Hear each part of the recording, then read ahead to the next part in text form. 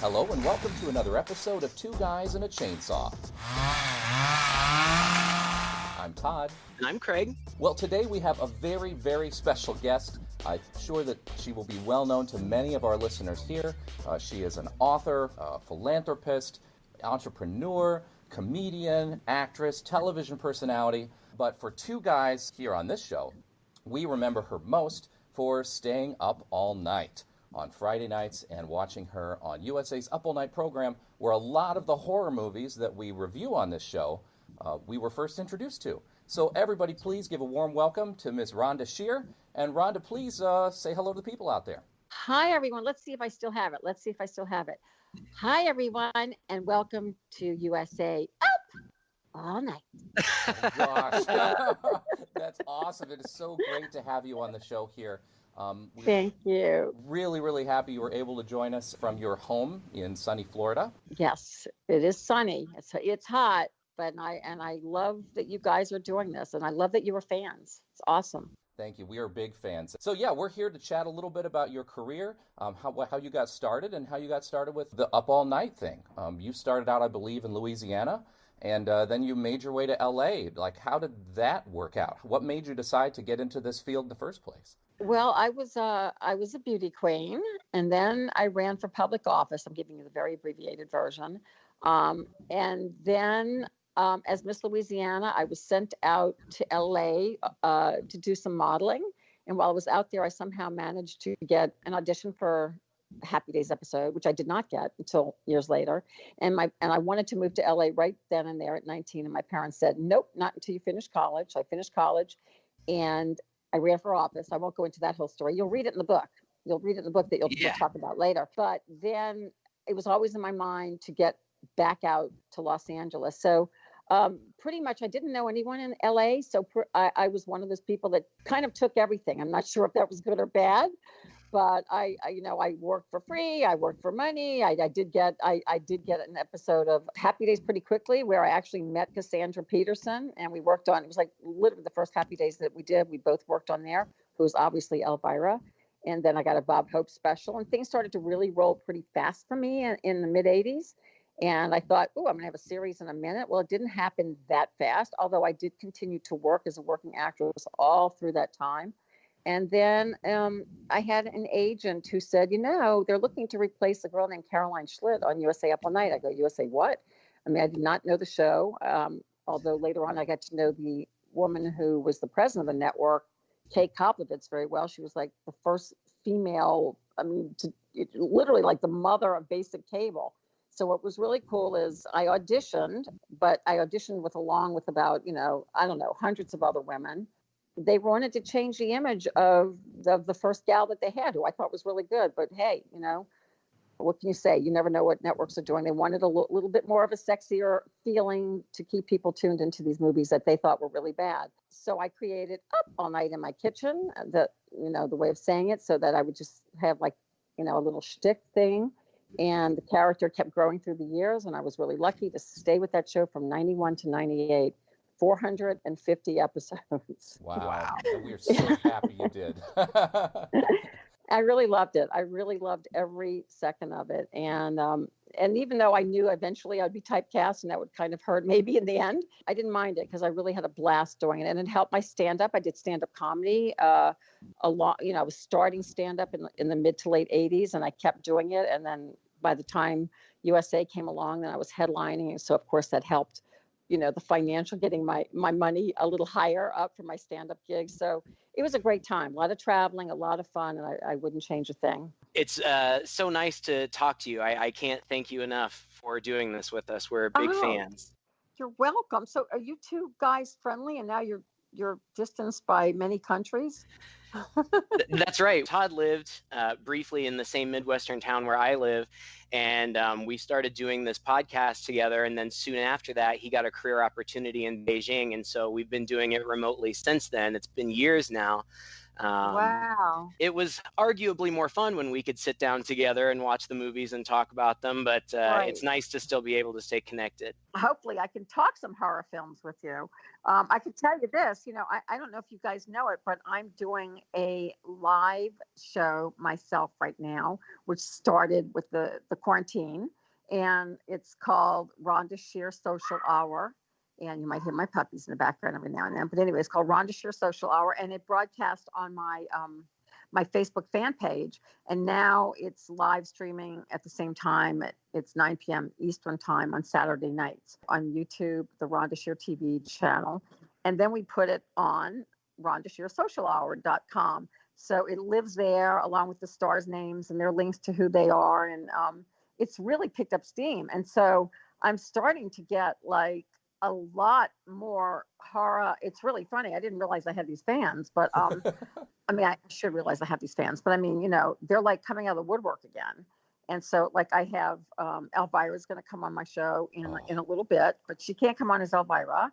She only makes appearances as Cassandra Peterson. I actually know her as Cassandra. I met her years ago when I did a Happy Days episode. That's how long we go back. But she has to get her hair done first because it's different when you're Elvira, but, I get it. None of us have gone out to have our hair done. So, I mean, Lloyd Kaufman from Trome is going to be on in a couple of weeks. And we've just had, various people like, just from that genre of films that I used to host on Up All Night. So Richard Gabai, I don't know if you know him. He did more exploitation films, but very interesting that I just never realized that not only is horror big, but it's like, it seems like it's getting bigger. Right now, I just want to watch comedies. I'm so flipped out and so nervous over everything right now that's going on in this country. I just want to watch like really light stuff that I don't dream about. But I get it. And I was actually given a really good lesson in why kids are attracted to horror films. And I never knew that or thought that. Do you guys know who Sharon Needles is? No, I've never heard of her. So Sharon Needles, she won RuPaul's Drag Race, and she was a combination of, she grew up watching me, Elvira, and a few other people, but she loved the genre of horror films because as a little boy, he was completely like, I guess he was kind of nerdy and didn't fit in, probably was already going in another direction that wasn't understood back then. And so he would lose himself in horror films. And why he loved it, and I thought this is like fascinating to me, is because the little bratty, whiny cheerleader or the jock guy, the same kind of people that would make fun of him in school were usually the ones that were killed in these horror films. So he'd be like, oh, good, there goes Jeffy or whatever. He loves it. So his character, which is, usually you see these kind of over the top bimbo-y drag queens. He's not like that. He's really dark. He says, I'm a combination of you and Marilyn Manson. I'm like, well, that's dark. But anyway, he won, and he's really set the precedent on that genre, on his genre. And he's you guys should get him on, or her on, I should say. Mm-hmm. I guess depending if he's coming on. He's got an album out, I think, as the male side of him. But fascinating guy, and can talk horror films like there's no tomorrow. I mean, knows them all, knows the directors, knows really is deep into it. Gilbert Gottfried's pretty deep into it as well. And I know people like me kind of get yelled at because I watched the films that we aired on Up All Night because I had to, but I'm not a huge fan of them. So, I mean, I'm just being really honest. I kind of liked the ones that had a little bit more of the TNA, because more TNA that was cut out of the film than the longer I had on camera. Oh, that makes perfect basically sense. that was the fill time. It was, the little wraparounds were the fill time for whatever was cut out of the films. But, I've done a couple of things. Have you all heard of the show called Dueling Decades podcast?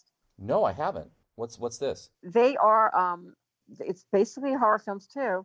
They kind of duel over the 80s and the 90s, and just with music and everything. But a large part of this is horror films from those periods. And boy, talk about, and they do like a game show on their podcast, and I was on it, and I'm like, I'm going to suck at this. But anyway, it worked out okay, how they set it up. But just really interesting. That whole world is So I've got to ask you guys, like, so what is your love that you've been doing this for years, and how's you guys? See, now I have to interview you because I'm an interviewer. Sure. Well, I think that Todd and I both kind of got into horror the same way. We both really enjoyed watching movies with our dads, and our dads were fans of classic horror. It was something that we could bond over, and it was just something that then carried over into our adulthoods too. And honestly, we have talked about USA Up All Night on the podcast many times. And so you were certainly an influence on us as well for a variety of reasons. Oh, yeah. As teenage boys, of course, here's this beautiful woman hosting these movies that we loved. I had a ball doing that. I mean, it was 8 years of fabulousness, and I worked with many different directors. I don't know why, but USA Network changed directors every year. I have no idea why, but what's really interesting is that I've really stayed friendly with most of them, and I'm getting ready. One of them in my very first years, which kind of set the sexy tone of the show, which, I mean, I did. They wanted that, so I went in that direction, and I created the Up All Night. But one of the my producers, directors, was named Kak Young, and Kak was one of the first female directors in the variety world. So, I mean, I'm talking about many years ago, like in the 80s. I mean, the women just didn't exist in that world. So she's no more than 5 feet tall, but she's tough.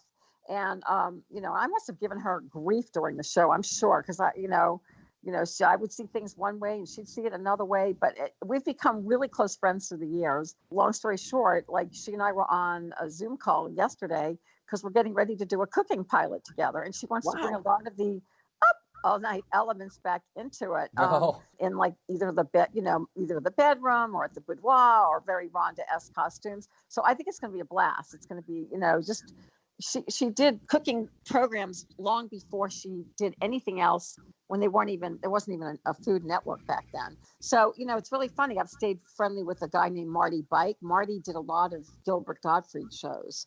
And he was like, when Up All Night moved out to New York, which it did for 3 years, he was my director for a year and a half.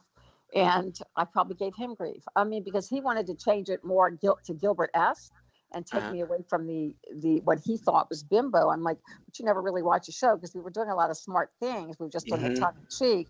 But then when I look back at some of his shows, they were so good. He is really a brilliant writer. So all my directors I had great times with, and I had 3 of them on my own show recently, which was really cool. I had Kak, I had Marty Bike, and Lou Shigaris on, and they really formed the show. So I'm getting ready to try to get a couple of others. I had quite a few, as I said, all super talented. Yeah, that's great. I mean, that's fantastic. Like you said, you mentioned Cassandra Peterson, and we covered her movie, Elvira, Mistress of the Dark, and I recently revisited that. And one of the things that we talked about with Cassandra and her persona is that, yes, she, like you, made wonderful use of your sex appeal. However, at the same time, you are strong, smart women. It wasn't bimbo, like you said.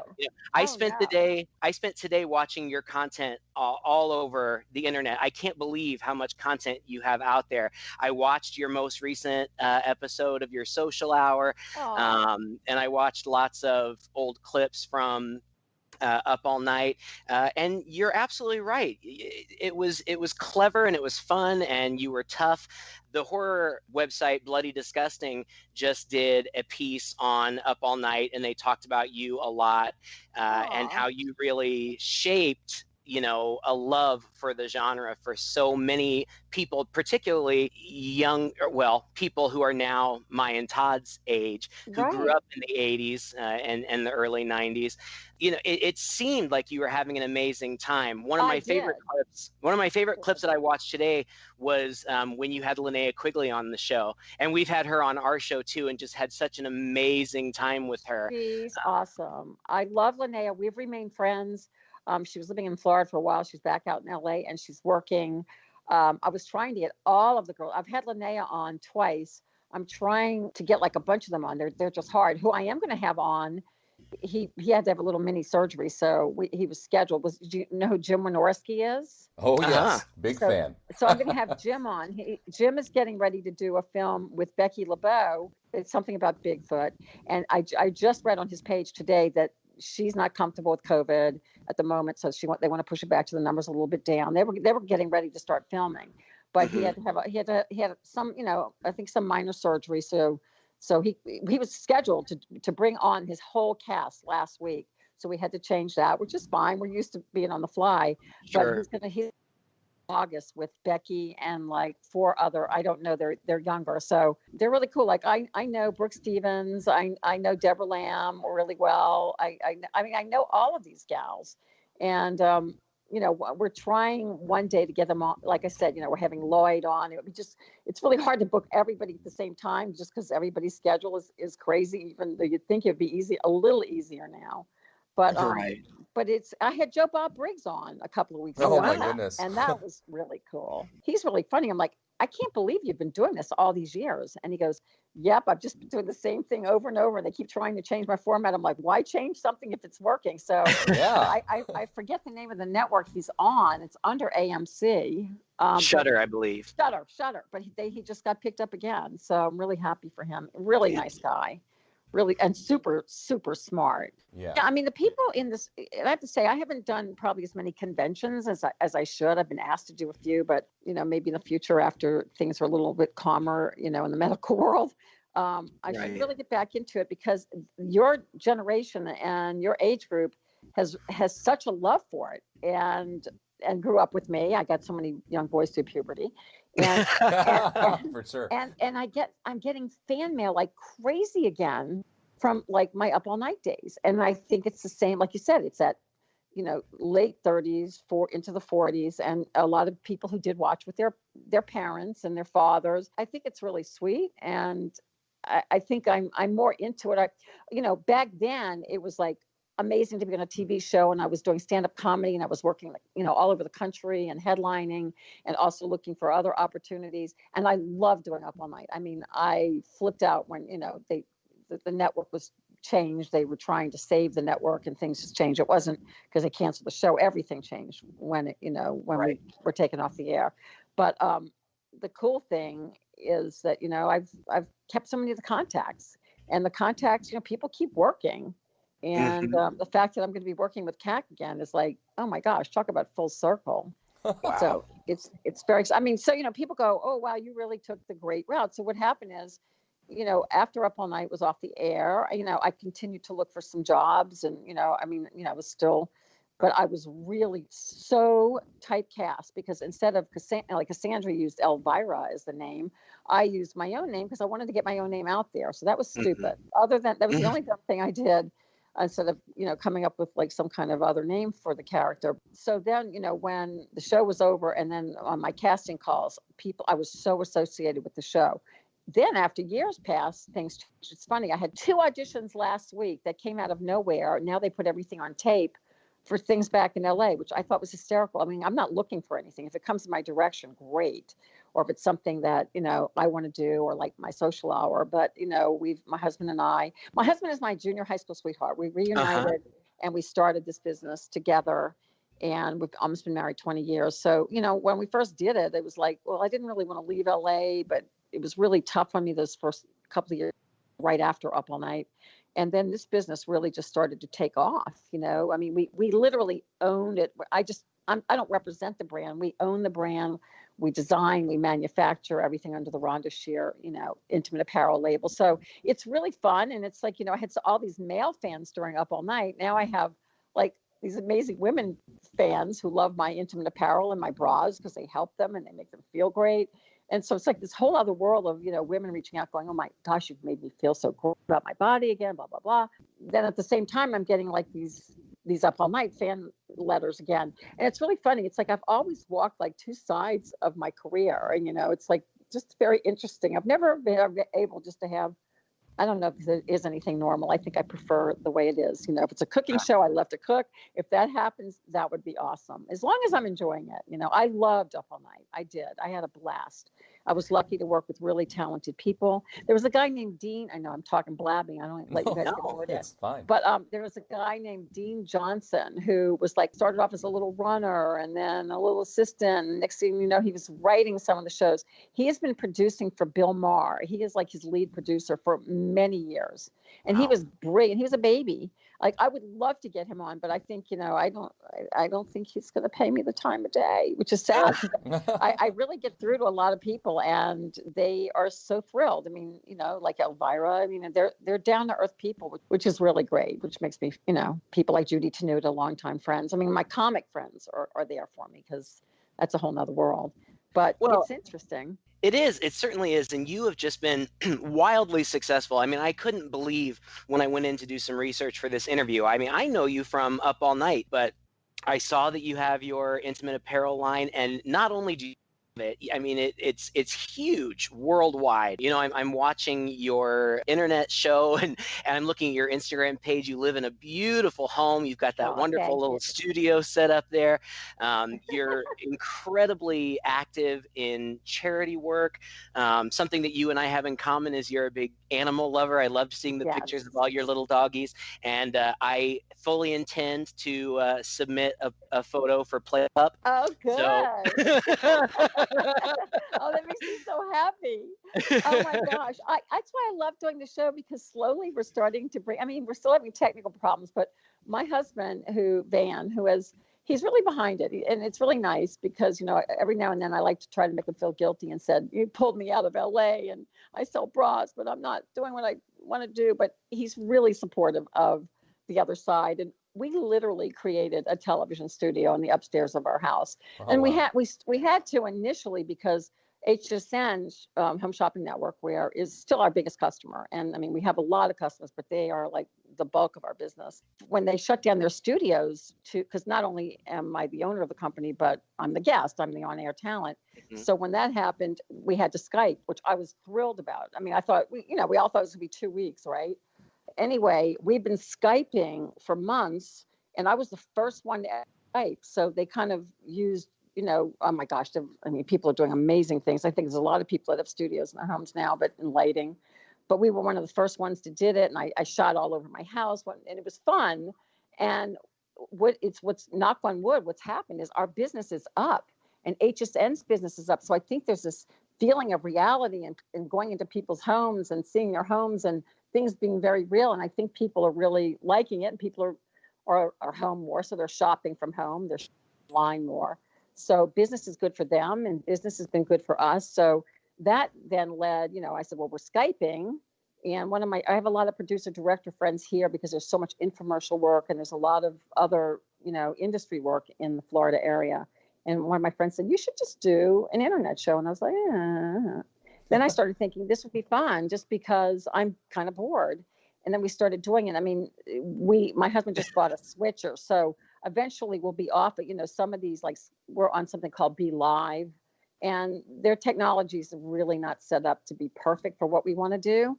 So once we get really going with the switcher and a few other things that, it's going to be great. We actually had the talent. And actually, I don't know if you might have read it, but my director passed away like 4 weeks into when we were doing the show, and he just can't be replaced. And it was very sad. Not of COVID. He had a blood clot from a broken leg, and we were all young.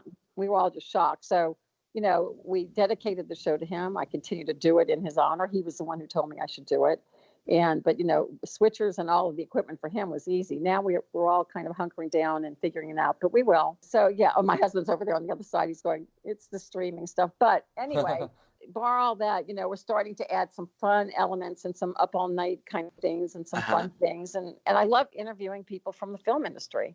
So, it's going to have, and all of a sudden I'm seeing a lot of my fans say, thank you for doing this. Thank you for bringing this back. There's nothing to watch on Friday nights or Saturday nights. So I loved having Gilbert on. Gilbert was great. Of course he was more tame because his kids were nearby in the next room. So Gilbert can be very, very, very blue. Oh yeah. It's fabulous. I love it. Oh, I've done his podcast, and I think his podcast that I did with him had to be the dirtiest podcast he's ever done. I just, if you all ever find it, just search for it. It is. I literally brought him down a road that I knew he was going to take, and it was naughty, but it's really funny. Oh, That's great. Hey, Yeah. Rhonda, something you had said a little earlier kind of surprised me. You had mentioned that you had actually watched the movies that you reviewed on Up All Night, and I had to admit, I did. you recorded at least, I think there were over 900 episodes of that show total, at least half of them, more than half of them done Yes. by you. That's a lot of movies. And you said you weren't even a fan at the time. Well, it's not that I wasn't. I mean, it wasn't that I wasn't a fan. I mean, some of them I really enjoyed, and some of the, look, the very first film I ever did and hosted on Up All Night or Up All Night. I have to say that or people get upset. Or USA Up All Night was Basic Training, which was a film starred in. That was the very first thing I did in '91. So of course, and I was in a few films along the way. So it's not that I don't loathe them. It's just like it's not the first thing I'm getting. Horror itself, Sure. like I'm just blood makes me really queasy. I love mystery and I love suspense and more. Like one of my favorite movies is like What Lies Beneath. Oh, I like Fantastic. scary films. I'm a little bit more, the chop films make me a little nervous. That doesn't mean I don't love Halloween though, because I do. And even though we're not going to have like Universal Studios and scary things, like here's the really funny thing. I have a niece who's a little bit younger than me. She's a decade younger than me. And she did entertainment reporting for Fox in New Orleans for many years. And then she went on and followed in my footsteps a little bit, not so much the entertainment, but more on the reporting side. She lives for horror films. I mean, you all should have her on just because she is the most, I mean, we look alike. If you looked her up, I mean, we look alike. She will go on. And her mother, who is my sister, who's older, like I'm the baby of my family. So like, she's not a young woman, but she's very attractive older woman. Like they search out every horror film and can't wait to watch them. So my niece is newly engaged and her fiance can't stand them, but so she watches them with her mother, and I go, and they're both afraid of their own shadow, like they're afraid to leave the house. And I'm like, how you guys watch these films, and then you live alone, and no wonder you're nervous, but they love it. But see, I did do Spooky World once, and I feel like I need to go back to some of those again. I think I have a better. What I started to say is when I was doing Up All Night and in it, I was thinking more about the bits because I had, a lot to say about the bits and the comedy and the sketches and the show. When we got to New York, it became more sophisticated and I really enjoyed doing some, I was doing impressions of Lucy and I was just having really fun as an actress. But I think now I have more of an appreciation looking back on why people were so drawn to it. I mean, I know there were a lot of people drawn to it because they were like 9 or 10 years old and they were watching to see the sexy lady in between the commercials. But I also know that but I understand, and I actually would open my eyes is when I interviewed Sharon Needles. And I mean, she really opened my eyes to like, kids growing up and kind of like being babysitted by the films. And then also, not also being like bullied in school. I was like, wow, that's just, and I interviewed Joe Bob Briggs about that, and he said he gets a lot of that. And what we both find is at conventions, horror film fans are the sweetest people. They know their stuff. They'll ask you all kinds of questions. Linnea's better at answering it, so usually I like to be nearby her. I told them, I did enough horror films myself that, or really bad ones that I can't even remember the names of. It's all in my resume though, But like back in the day when they did effects, like, they would do like you put the blood in your mouth and you get like whacked, like you had to like spit it out. Like now, like a lot of this, I don't know, maybe if the low budget ones, but they do all the special effects afterwards, after the film's done. Like that's not fun. I mean, you had to taste that disgusting taste in your mouth, the blood capsules or hitting the guy over the head with like the sugar glass. I mean, I had some fun moments there. So I told Jim Wynorski when I was on the phone with him, I went, because he said, I met you when you did Basic Training in '91. And I'm like, well, how come you didn't cast me in all your films? He goes, I don't know. That's a really good question. I'm like, I'm really mad at you. And if you're using Becky LeBeau, she looks amazing, but I think you need to use me. He goes, okay. Like when you're younger, you would never have the nerve to ever ask somebody that. You would never do that. You'd be, I would have been too intimidated, but I'm like, I'm really mad at you. He goes, I can't even answer why I didn't use you. I mean, I said I had all the kind of stuff that it took that you put in your film. So I don't get it. It's not too late, Jim. Let's do it. He goes, yeah, let's do it. So do you think there's a chance we'll see you in a horror film coming up one of these days? Probably so. I'm sure. I mean, I love to do the bit with a bit of comedy. Sure. Let's see. I just had a woman on. You can look for her stuff. Her name is Bouvier. She goes by one name, and she has a film. Do you know her? She has a film coming out called Blood Tulip. Yeah, I saw her on your episode. So I don't know anything about her, but the film looked interesting. It did. And I know my publicist. She's with my publicist. A publicist I used to be with, and he got her on. And she just looks interesting, and I don't know where she came from, but the film looks good. So I'm like, it seems to have all the, I did a film called Prison A Go-Go. I don't know if you guys have ever seen that, but you guys need to track Prison A Go-Go down. Lloyd Kaufman and I had scenes in it. I was the prison guard or the warden or whatever, and it's a really cute little film, and there's ninjas in it, there's shower scenes, there's bloody scenes, there's jail scenes. It's everything that all of those films from back in the Up All Night days were made up of. Sold. And it was a total spoof on itself. And I think I did. I won best B. I think it was B minus. I won best B minus film actress for my part in it. So. Oh, that's great. Yeah. So it was done. When my husband and I first got married, we were living in Dallas, and these young producers, directors, they asked me to start, and I said, hey, I live here. Let's do it. Lloyd and I have a little scene in it together, which is cute. Well, we're huge Lloyd Kaufman fans, and Todd especially is a huge Jim Wynorski fan. So if you enjoyed talking to us, feel free to put in a good word. I will. We'd love to have them on our show. Will. Yeah. Oh my gosh, I'm sure he would love to do it. I mean, like I said, he was out for a little bit. I would love to have a whole hour of Jim and some of the Bee Queens. That would be like super cool. Yeah. Yes, it would be. I saw that you have a book out, Up Night from Hollywood Bombshell, the Lingerie Model, Life Lessons from an Accidental Feminist. And I was just wondering, I haven't had an opportunity to read it yet. I'm looking forward to it, but I was wondering if you could tell us any juicy stories that we might find in there. Well, let's see. I trash Henry Winkler in there. Yeah. He really hurt my sitcom career, even though I read about that. Yeah, but here's the funny thing. The book really is great for anyone who has invented a product or is an entrepreneur and is wondering how to get products to market. So it goes through my life, but it's not just autobiographical. It has a lot of fun stories from Hollywood, but it also has how my husband and I started the business and what we went through to get the business going, and even talks about some of the charity things that I've done. So it's a very inspirational book, and men really enjoy it too. So it's not just when I mean men enjoy it, I mean I have business and who weren't necessarily Up All Night fans who've like, this is a really good book and it's good for people in business or going into business. So I'm proud of it. I'm very proud of it. And I'm getting ready to record it. I never did an audio of the book, so I'm getting ready to do that as well. Oh, that's great. Excellent.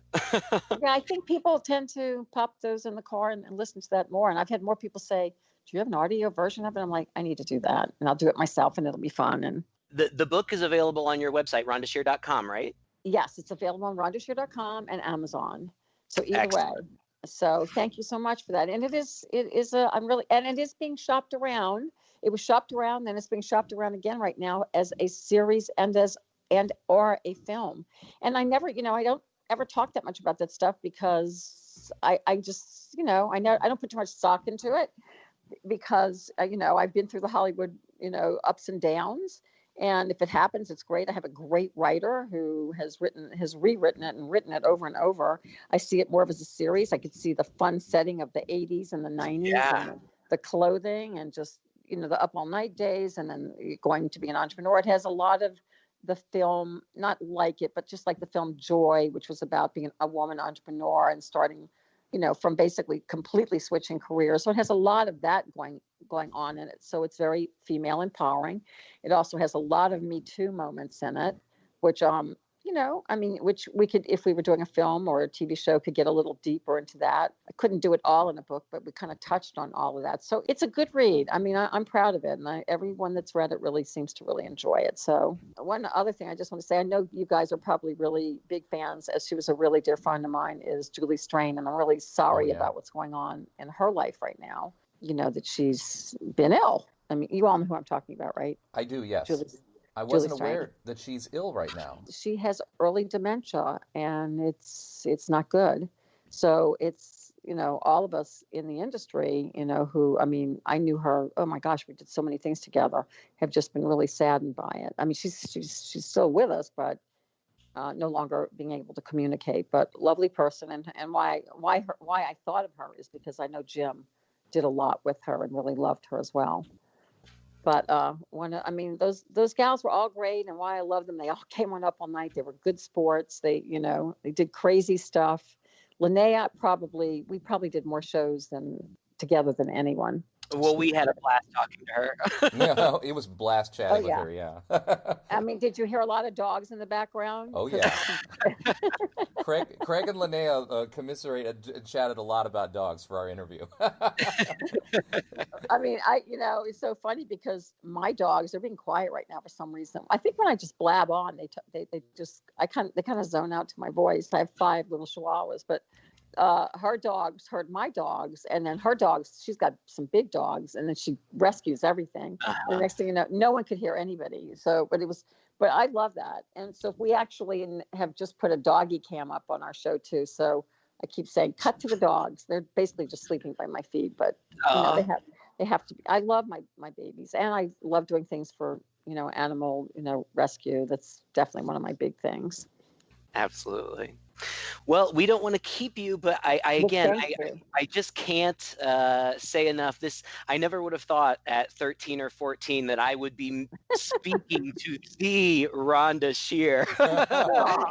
You've kind of made a teenage dream of mine come true, and I really appreciate it. I'm glad you came out okay. Well, that's debatable. Glad. And I love that you all love the films, and I've seen so many people then turn into loving it and producing and directing films and writing it. So it's an interesting journey. Oh, thank you so much.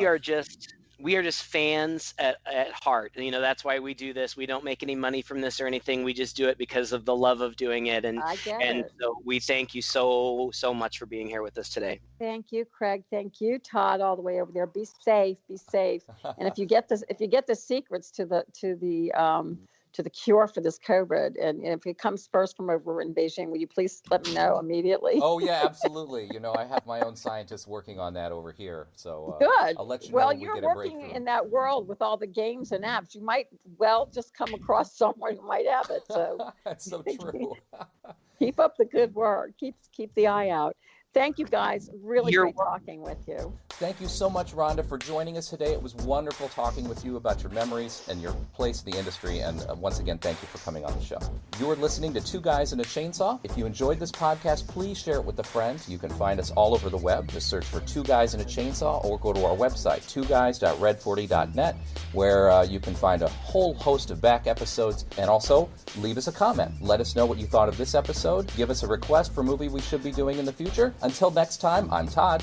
And I'm Craig, and thank you, Miss Rhonda Shear. I love you both. Thank you so much, and all your listeners.